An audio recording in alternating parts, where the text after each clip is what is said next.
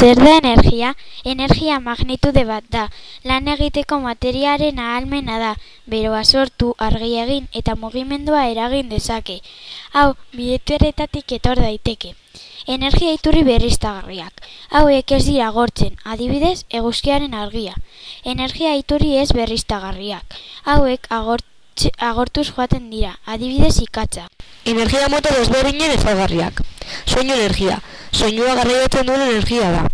Argi energia. Argiaren energia da. Bero energia. Bero modura transmititzen den energia da. Energia kimikoa.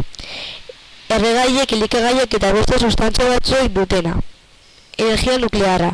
Uranio, plutoniok eta beste sustantzia batzuek sortzen duten energiari nuklearra deritxo. Energia elektrikoa. Zirkuitu batean korrente elektrikoa garraiatzen duen energia da.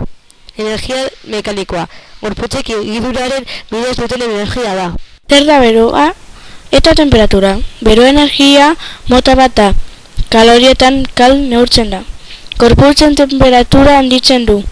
Horrez gain gorputzak eta egoera zalarazten ditu. Temperatura gorputzearen propietate bat da, hotza eta beroa adierazten duena. Nola transmititzen da beroa? Beroa materialetan zehar transmititzen da. Gorputz batzuk eroalde onak eta beste batzuk txarrak. Eroalde onak ez dira isolatzen, eroalde txarrak isolatzen dira. Elektrizitatea. Gorputz elektronikoki neutroak, positiboki kargatuak eta negatiboki kargatuak. Elektrizitatea hiru atal ditu. Neutroak, positiboki kargatuak eta negatiboki kargatuak. Zer da korronte elektrikoa?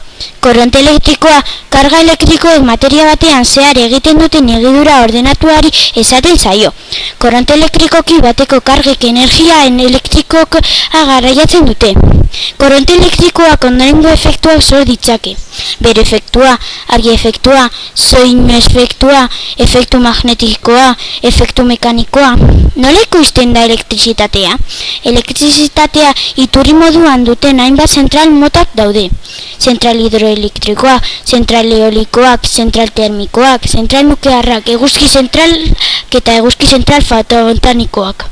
Zer dira makinak? Nola erabiltzen dira?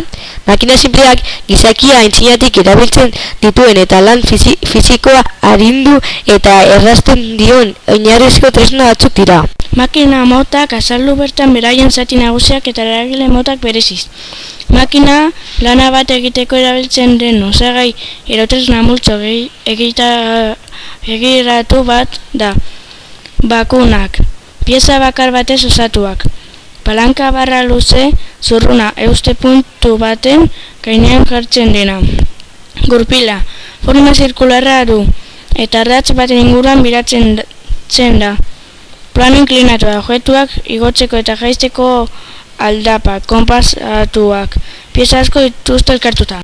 Nola aldatu dute gure bizimodua aurrerapen teknologikoak?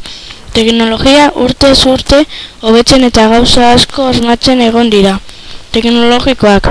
Horren ondorioz, gure bizimodua teknologia zinguratuta gaur. Gehien erabiltzen digun energia elektrikoa eta erregaina da, baina bailabari horiek agortzen doaz. Zer arazo sortzen ditu energia lortzeak eta erabiltzeak?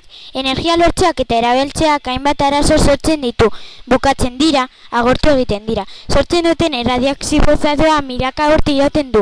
Haiekin estrupak izanez gero hondamendi naturalak sortzen ditu. Berotegi efektua sortu ahal dutea lurrez gainean. Horrek lurreko temperatura igortzen eragiten du.